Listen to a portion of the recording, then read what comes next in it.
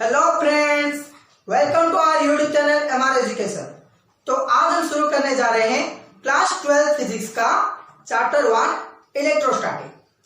Mainly our first unit is electric charges and field. Electric charges and fields. Okay, the first chapter is electrostatic.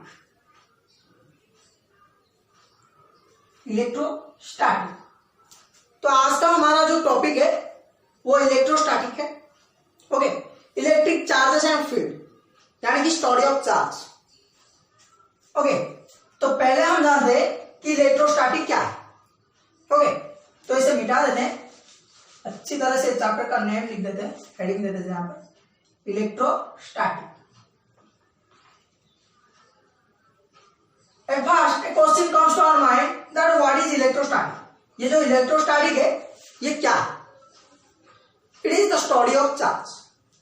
The study of charge classified into two types. Study of charge classified into two types. One is electrostatic. One is electrostatic and another is electrodynamic. Another is electrodynamic. Clear? अब बात हमारी समझ में ये नहीं आ रहा है कि भाई इलेक्ट्रोस्टैटिक क्या है और इलेक्ट्रोडायनामिक क्या है। ध्यान से देखिए, जो इलेक्ट्रोस्टैटिक है study of charge at rest. Okay, charge at rest, study of charge at rest is called electrostatic. Study of charge at motion is called electrodynamic. ध्यान से देखिए, अगर कोई चार्ज रेस्ट पोजीशन पे हो यानी कि वो मोशन नहीं कर रहा हो तो हम उस टॉपिक को कहेंगे इलेक्ट्रोस्टैटिक। यानी कि उसके बारे में जो भी पढ़ेंगे वो किसके अंदर आएगा? इलेक्ट्रोस्टैटिक के अंदर। अगर चार्ज मोशन कर रहा है तो वो इलेक्ट्रोडायनामिक के अंदर आएगा। क्लियर? इलेक्ट्रोस्टैटिक क्या है, इलेक्ट्रोडायनामिक क्या है, हमें समझ में आ चुका है। अब हमारे मन में सवाल ये आ रहा है कि तुमने जो बोला कि इलेक्ट्रोस्टैटिक मतलब चार्ज एट रेस्ट, भाई चार्ज क्या है? What is charge? Okay, what is charge? Charge क्या है? ये एक ऐसी सवाल है जो हमारे दिमाग को खराब कर देता है। चार्ज क्या है? ये कुछ नहीं है। चार्ज मैटर की एक ऐसी प्रॉपर्टी है जिसकी वजह से या फिर जो प्रॉपर्टी मैटर को एक फोर्स को फील करने में हेल्प करता है। यानी कि it is the property of matter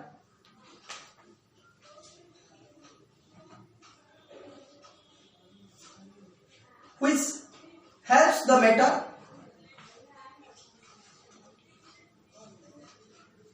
to experience a force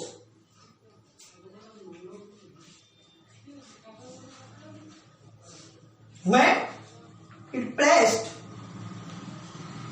in an electromagnetic field. Clear? सबको समझ में आ चुका है? इसका डेफिनेशन जो है, चार्ज का डेफिनेशन यही है। ज्यादातर हम चार्ज की डेफिनेशन को समझ नहीं पाते। चार्ज क्या है हमें जब पूछा जाता है तो हम बता नहीं पाते कि चार्ज क्या है। तो ये जो चार्ज है ये कुछ नहीं है, ये मैटर की एक ऐसी प्रॉपर्टी है जो मैटर को एक फोर्स को फील करने में हेल्प करता है जब इसे इलेक्ट्रोमैग्नेटिक फील्ड पर रखा जाता है। यानी कि मेरे पास एक मैटर है, ओके, इसके अंदर कुछ चार्जेस है, मुझे नहीं पता कि ये चार्जेस क्या है, लेकिन इसके अंदर कुछ चार्जेस है। या फिर चार्ज की बात छोड़ ही दो, हमें चार्ज के बारे में पता नहीं है। हमारे पास सिर्फ एक मैटर है, इसको जब हमने इलेक्ट्रोमैग्नेटिक फील्ड में रखा तो इसने एक तरह फोर्स को फील किया, तो वही प्रॉपर्टी को चार्ज कहा जाता है। चार्ज की वजह से इसने उस फोर्स को फील कर पाया। Okay, it is charge. आगे आपको समझ में आ जाएगा कि चार्ज क्या है। It is just a property of matter, nothing else. Clear? Charge. We know about charge. About the charge. About charge. Charge के बारे में क्या?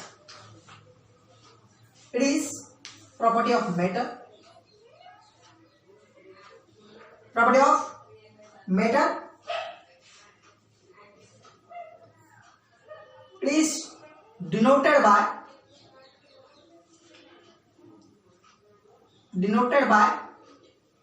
Q. It is a scalar quantity. It is a scalar quantity.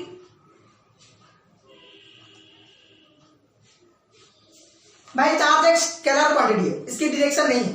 मेरे पास मान लो ये एक charge है, हम ये नहीं कह सकते कि ये इस डायरेक्शन में जाएगा या फिर ये इस डायरेक्शन में या इस डायरेक्शन में।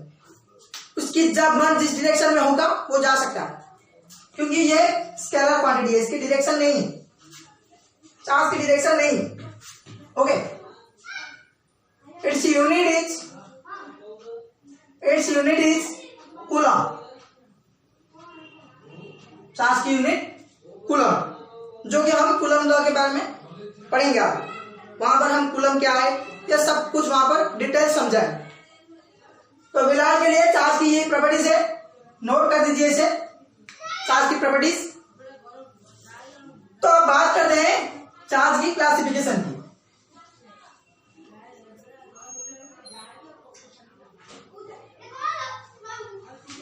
Classification of charge. ओके, मिटा देते हैं,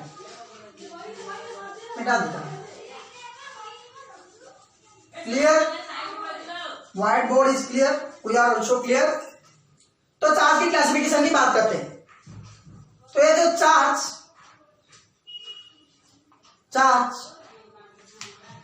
classified into mainly two parts, one positive charge and another is negative charge. Okay, charge classified into two types. We know about it कि चार्ज कितने तरह की है, हम इसके बारे में भली भांति जानते हैं, इसे हम भली भांति जानते हैं। तो ये जो पॉजिटिव चार्ज और नेगेटिव चार्ज है, पॉजिटिव चार्ज और नेगेटिव चार्ज है, इनकी कुछ प्रॉपर्टीज है कि पॉजिटिव चार्ज और negative charge repels to each other.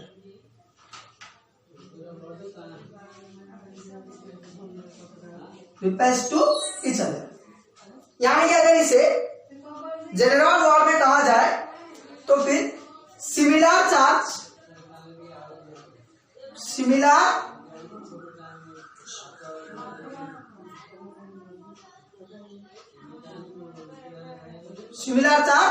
Repels to each other. देखिए दिखाई नहीं दे रहा है तो देखिए, similar charge repels to each other.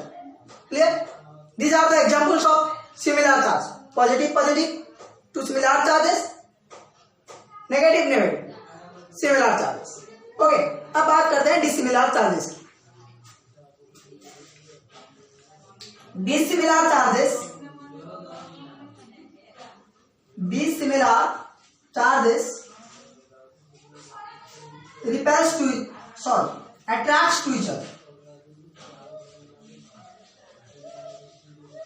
attracts to each other.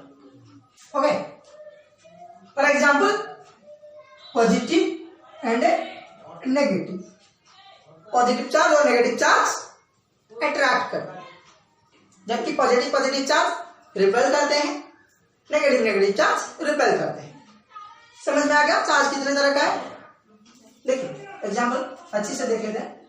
मेरे पास एक प्लस क्यू चार्ज है और एक प्लस क्यू चार्ज है, तो ये क्या करेगा? रिपेल। तो यहां पर ये रिपेल कैसे करेगा? एक फोर्स है ये, इसने इसके ऊपर Q1 ने Q2 के ऊपर एक फोर्स दिया, जिसकी वजह से Q2 रिपेल हो गया, इसलिए इस फोर्स को कहा गया repulsive force.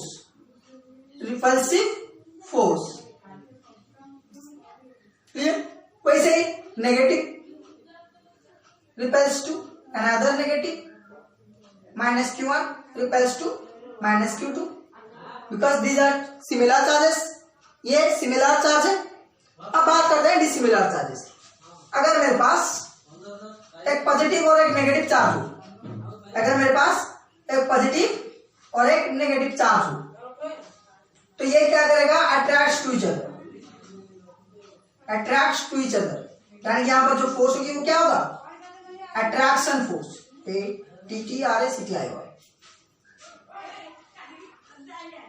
Attraction force.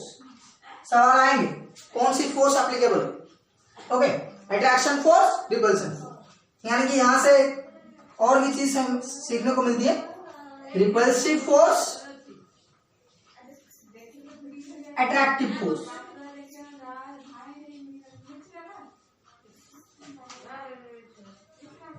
Clear भाई, यहां पर खत्म हो गई चार्ज की बैकग्राउंड, यहां पर खत्म हो गई चार्ज की बैकग्राउंड, लेकिन यहां पर रुकना नहीं है, यहां पर रुकना नहीं है, आगे बढ़ना है हमें, अभी हमें और भी आगे बढ़ना है। अब बात करेंगे चार्ज की क्लासिफिकेशन की। अब हम जा रहे हैं चार्ज की ओर एक और कदम, ओके। हमें क्या समझना है, क्लासिफिकेशन, ये खत्म हो गया। Property, property,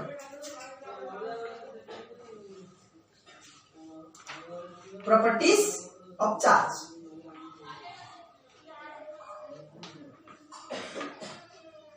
properties of charge, charge की क्या क्या प्रॉपर्टीज, जो कि हम लोगों ने देखा, एक प्रॉपर्टी यहां पर हम समझ चुके हैं अभी, एक पॉजिटिव है, दूसरा नेगेटिव है।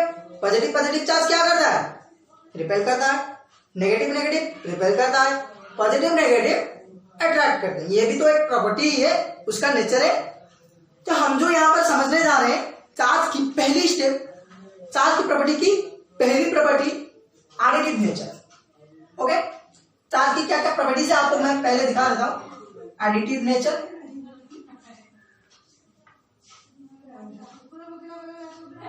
उसके बाद quantization,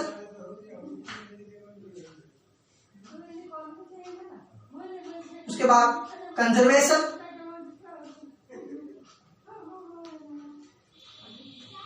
okay, that's it. Additive nature, quantization, conservation, और जो हमारा था सिमिलर चार्ज है, डिसिमिलर चार्ज, वो भी इसकी नेचर है। तो यहां पर दोस्तों ध्यान रखने वाली एक बात है, ये जो तीनों ना आपस में जुड़े हुए, इसलिए हमने इन तीनों को इस सीक्वेंस में लिखा है। तो देखिए पहले बात करते हैं एडिटिव नेचर की। तो देखिए जो एडिटिव नेचर है, यह क्या कहता है, it says that the charge can act simply as an integer. The charge can act simply as an integer. Okay. अब सवाल यह है कि चार्ज इंटीजर की तरह क्यों ऐड होगा, वो हम समझेंगे क्वांटाइजेशन प्रॉपर्टी में। उसके बाद बहुत जल्द आ रहा है, चिंता मत कीजिए। मानिए कि मेरे पास एक सिस्टम है, ओके, ये एक सिस्टम है,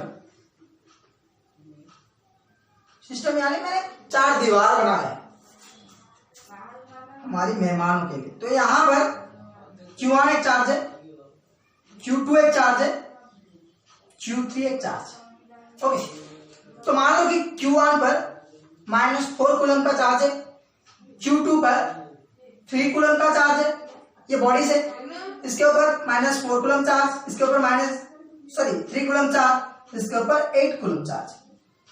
तो ये जो एडिटिव नेचर क्या कहता है कि ये जो सिस्टम की टोटल चार्ज है, net charge Q, capital Q is represents to net charge. Q is equal to simple integer addition of this numbers, -4 coulomb plus 8 coulomb plus 3 coulomb. देखिए यहां पर सिंपली इंटीजर यानी कि क्या, उसमें प्लस भी आ रहा है माइनस भी आ रहा है, तो यहां पर माइनस भी है प्लस भी है, simple integer addition, simply addition करना है आपको, सिर्फ इतना ही याद। देखिए 11 कूलम माइनस 4 कूलम कितना हो गया, 7 coulomb, 7 coulomb. Clear? It is additive nature of charge, note कर दीजिए इसको। चलिए मिटाते हैं एडिटिव नेचर ऑफ चार्ज। तो अब हम बात करने जा रहे हैं quantization, quantization property.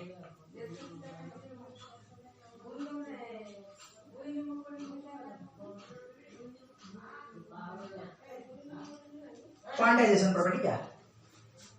Quantization property क्या कहता है हमें कि तुम चार्ज को एक होल नंबर नहीं ले सकते, एक होल नंबर ले सकते। देखिए मेरे पास एक चार्ज है Q1, सॉरी ये एक बड़ी है, तो इसके ऊपर कितना चार्ज देना है? चार्ज हमेशा होल नंबर पे जाएगा, एक तो 4 कूलम या फिर 8 कूलम या फिर 100 कूलम, कितना? ये क्या है? होल नंबर है। लेकिन चार्ज 4/8 कूलम इस तरह से नहीं जाएगा। ये प्रॉपर्टी हम सिर्फ इतना ही बताता है। ओके, अगर इसकी फिजिकल डेफिनेशन की बात किया जाए तो ये कहता है जो एक सिस्टम का जो टोटल चार्ज होगा, जो नेट चार्ज होगा, वो एक इंटीजर होना बहुत जरूरी, वो इंटीजर होना ही चाहिए।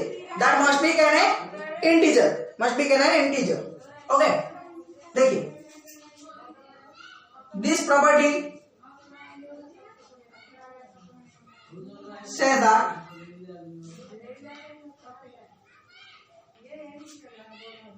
net charge of a body is must be an integer. Okay, mathematically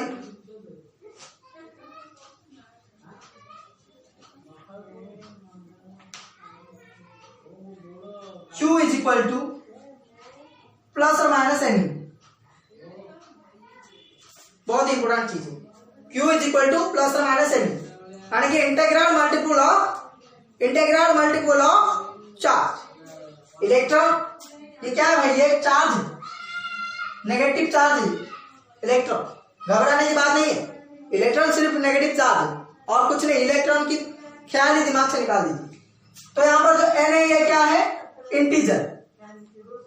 हमने बोला था कि ये प्रॉपर्टी क्या कहता है? जो चार्ज होगा वो एक इंटीजर होना बहुत जरूरी है, यानी कि एक होल नंबर होना बहुत जरूरी है। इंटीजर आपको समझने में आसानी होगी, होल नंबर यहां पर लिख देते हैं, होल नंबर होना बहुत जरूरी। ये कहता है हमें क्वांटाइजेशन प्रॉपर्टी, और कुछ नहीं। देखिए इसकी एक प्रॉब्लम भी आपको मैं समझा रहा हूं। फॉर एग्जाम्पल, मुझे सवाल किया गया है कि क्या एक बॉडी को, can a body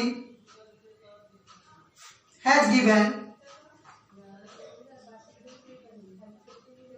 8 into 10 to the power -8 या फिर -11 कूलम चार्ज क्या गिवन,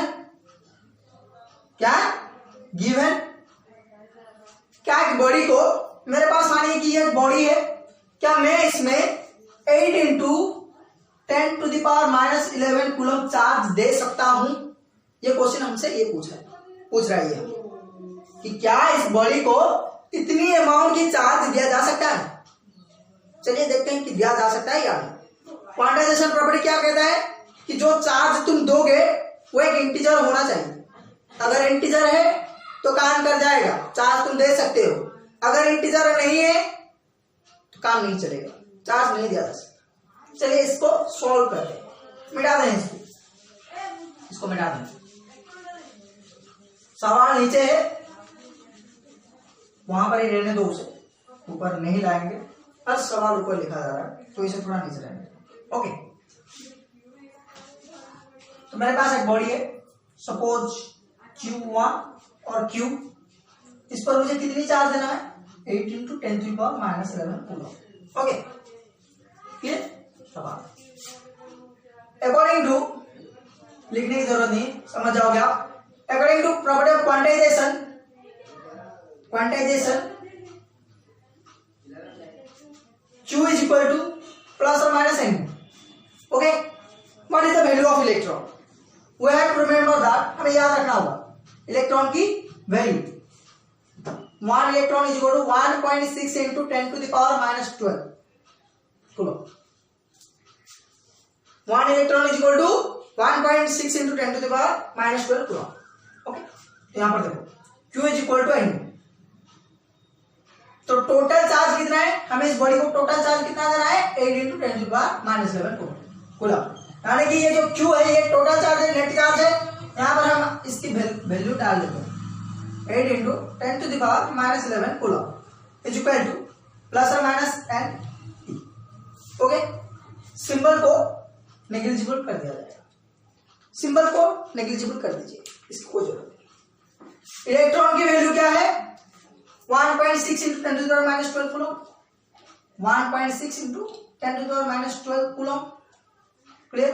अब देखो n की वैल्यू निकालना है. वो क्या कहता है कि n इंटीजर होना चाहिए, n इंटीजर होना चाहिए. अब हम n की वैल्यू निकालते हैं. 8 into 10 to the power minus 11 coulomb by 1.6 into 10 to the power minus 12 coulomb. Okay, तो ये जैसे ऊपर आएगा क्या कुछ ऐसा हो जाएगा 8 by 1.6 into 10 coulomb. Okay, symbol negligible करते हैं हम, सॉल्यूशन में सिंबल की जरूरत नहीं. 1.8 by 1.6 into 10 is equal to 8 by 16. Clear. देखिए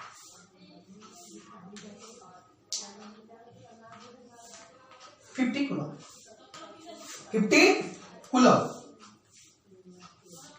ये क्या है, एक इंटीजर है, ये एक इंटीजर है, यानी ये चार्ज दिया जा सकता है, ये चार्ज दिया जा सकता है. ओके, तो यहां पर खत्म होती है हमारी quantization property.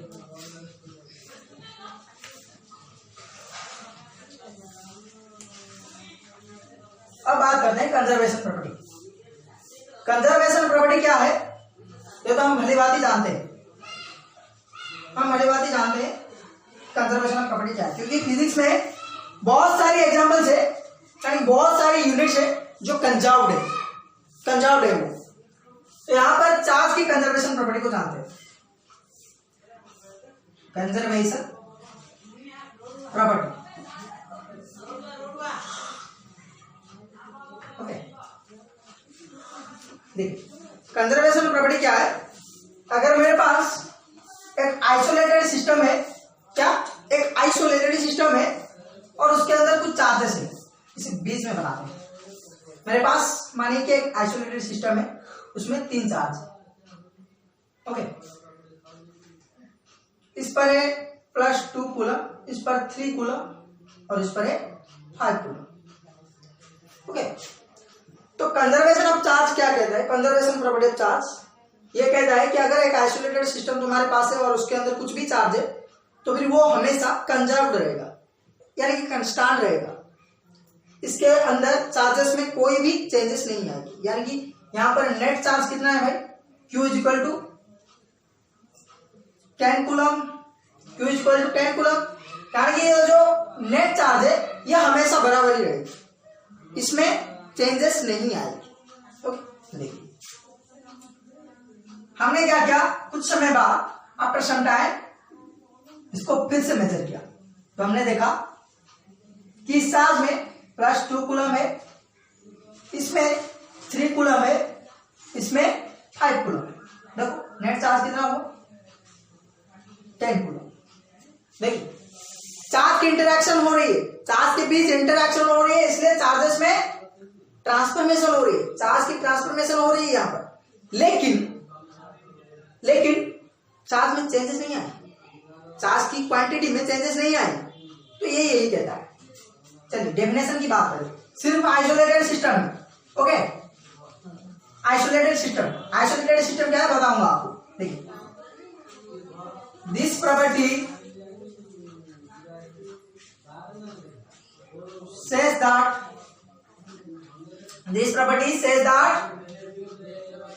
in an isolated system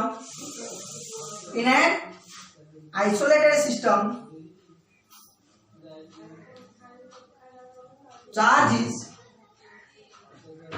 always conserved or constant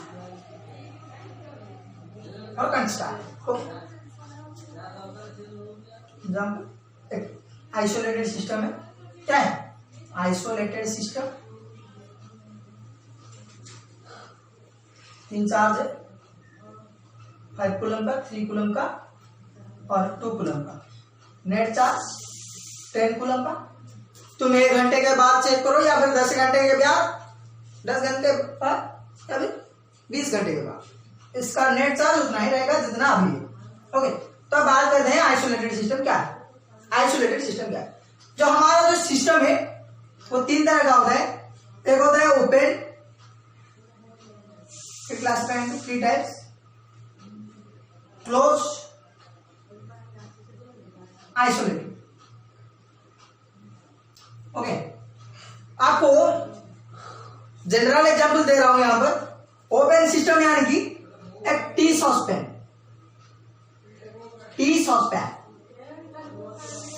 close system यानी प्रेशर कुकर,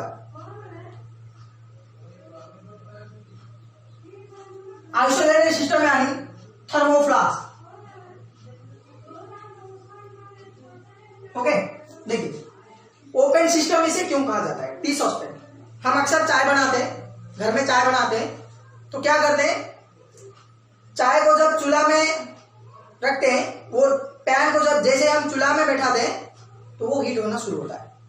उसमें पानी डाला, पानी हीट होना शुरू हुआ, जैसे ही वो उसकी हीट जैसे ही बढ़ती जाती है, उसकी टेम्परेचर बढ़ता जाता है। हीट बढ़ने से टेम्परेचर भी बढ़ेगा। जैसे ही वो टेम्परेचर पाता है, टेम्परेचर बढ़ाता है अपना, एनर्जी ज्यादा मिलती है उसे, तो वो क्या करता है, इवापोरेट होने लगता है, वो पानी इवापोरेट होने लगता है। यानी कि it receive energy and loss energy. Okay, ध्यान से समझो मेरी एग्जाम्पल। मान लो कि एक पैन है, इसमें पानी है, जैसे ही मैंने हीट करना शुरू किया, इसको हीट देना शुरू कर दिया, इसमें से पानी क्या होने लगा, इवापोरेट होने लगा। यानी कि मैं इसको हीट दिया, यानी कि इसने हीट को रिसीव किया और फिर क्या किया, कुछ एनर्जी को इवापोरेशन की प्रोसेस में रिड्यूस भी कर दिया। इट रिसीव एंड लॉस और reduce energy, when close system. Pressure cooker की बात करते हैं, जब हम प्रेशर कुकर को बैठा, प्रेशर कुकर में कुछ भी करते हैं तो क्या होता है, उसका ऊपर का ढक्कन बंद होता है, तो वो एनर्जी ले सकता है लेकिन छोड़ नहीं सकता। It can receive energy but not reduce that. It can receive energy but not reduce. अब बात करते हैं थर्मोफ्लास्क, जिसमें चाय को रखा जाता है। ना वो बाहर की एनर्जी अपने अंदर ले सकता है, ना अंदर की एनर्जी बाहर छोड़ सकता है, इसलिए वो हमेशा उतनी टेम्परेचर में रहता है। हाँ, मान लें थोड़ी बहुत चेंजेस आती है, लेकिन हीट तो रहता है ना चाय, इसलिए इसे आइसोलेटेड सिस्टम कहते हैं। Isolated, okay clear. Isolated system क्या है? ये जो आइसोलेटेड सिस्टम है, ये ना ही कोई बाहर की एनर्जी को रिसीव करेगा और ना ही अपनी अंदर की एनर्जी को रिड्यूस करेगा। अब जब मैंने एक आइसोलेटेड सिस्टम के अंदर कुछ चार्ज को रखा है, तो वो बाहर से एनर्जी को रिसीव नहीं कर सकता है, या फिर अपने अंदर के चार्ज को बाहर नहीं भेज सकता है, यानी कि उसके ऊपर एटमॉस्फेरिक प्रेशर और टेम्परेचर की कोई भी इफेक्ट नहीं पड़ेगा।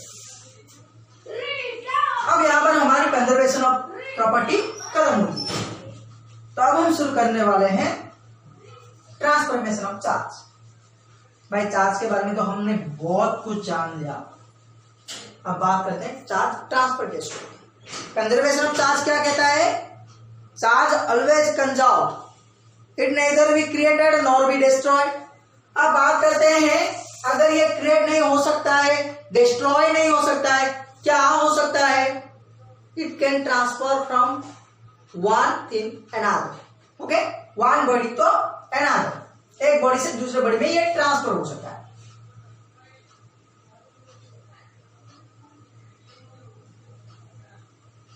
ट्रांसफॉर्मेशन ऑफ चार्ज, देखिए ध्यान से देखिए, transformation of charge, transformation process is 3 types. It classified into 3 types. 1. Conduction process, induction process,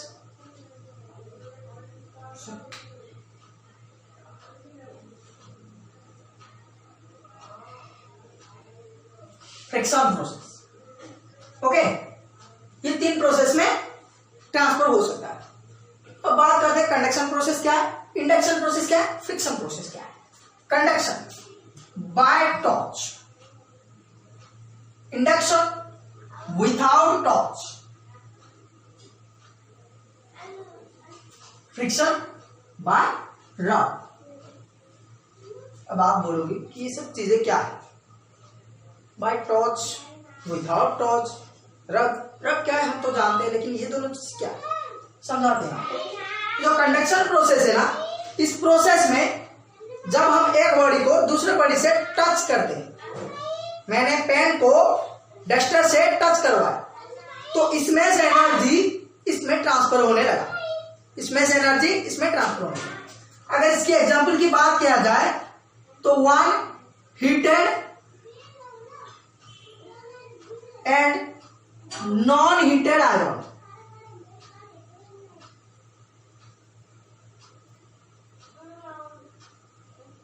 okay, touching of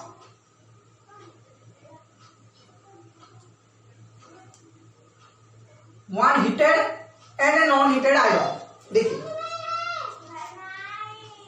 देखिए मेरे पास ये 2 आयरन है, 2 लोहा है, तो मैंने क्या किया, इस लोहा को हीट करना शुरू कर दिया।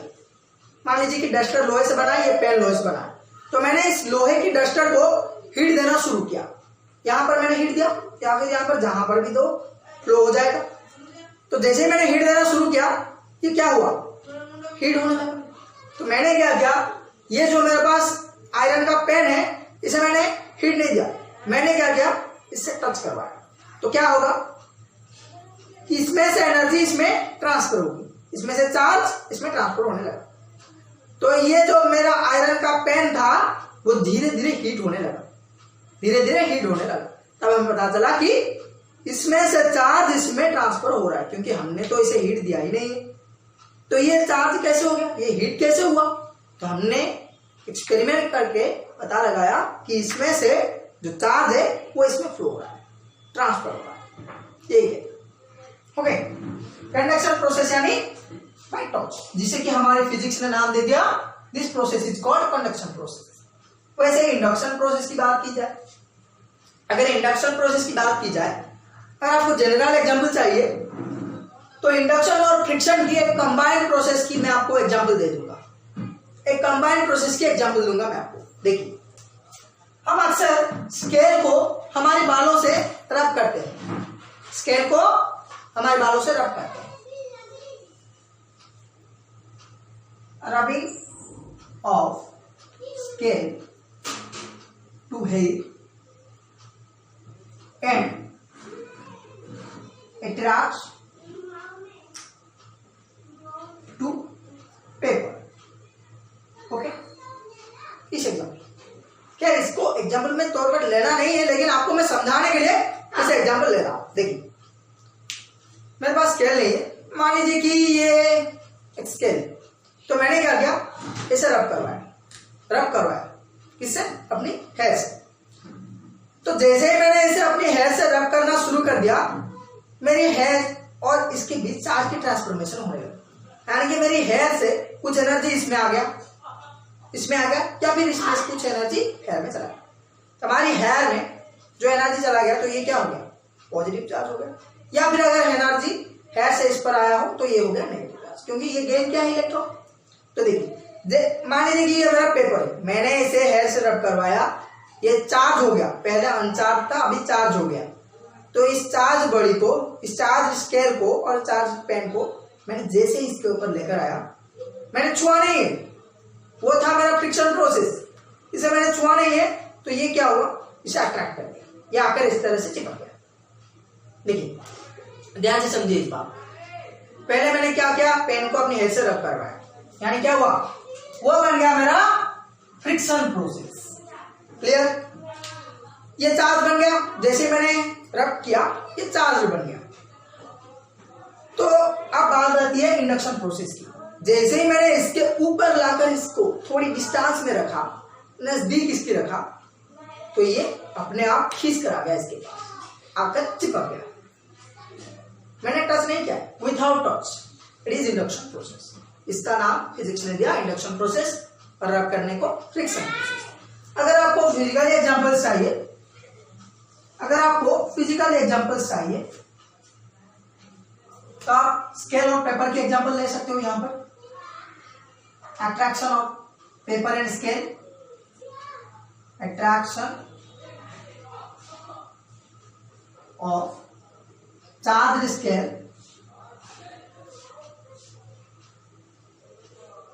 And paper. अगर आप फ्रिक्शन प्रोसेस की बात करते हो तो रबिंग ऑफ इबोनाइट रॉड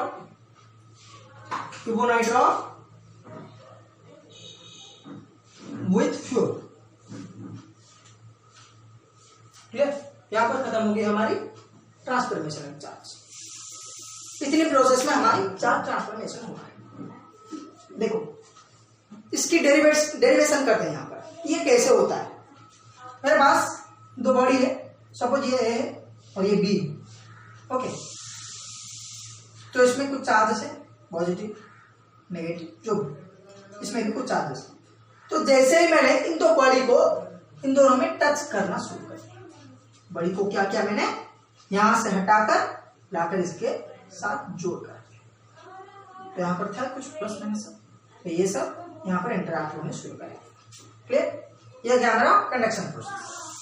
बात करते हैं इंडक्शन प्रोसेस की, विदाउट टच करना, ध्यान से दो बड़ी को विदाउट टच उनमें चार्ज की ट्रांसफॉर्मेशन करना। तो मेरे पास एक बड़ी था ए, एक पोलर बड़ी था, पोलर, ये पोलराइज था, प्लस चार्ज माइनस चार्ज। तो मैंने क्या किया, इसके पास एक बॉडी बी जिसमें माइनस चार्ज, सिर्फ माइनस चार्ज, उसको लेकर आया। तो जैसे ही इसको माइनस चार्ज मिला, तो देखो यहां पर एक दीवार पोलराइज यानी कि सेपरेशन हो चुकी है उनकी, इस और पॉजिटिव है, इस और नेगेटिव। जैसे ही मैंने इस और नेगेटिव चार्ज को लेकर आ गया, तो ये नेगेटिव चार्ज क्या करेगा, पॉजिटिव को अट्रैक्ट करेगा। Dissimilar charges attract to each other, समझ आ रहा है। तो ये जैसे इसको अट्रैक्ट किया, इन दोनों के बीच एक फोर्स ऑफ अट्रैक्शन शुरू हो गया, अट्रैक्टिव फोर्स। तो जैसे हमने देखा कि ये दोनों आपस में आगा भिड़ रहे, तो हमने क्या किया, यहां पर एक कंडक्टर को लेकर आगे, सी नाम था उसका।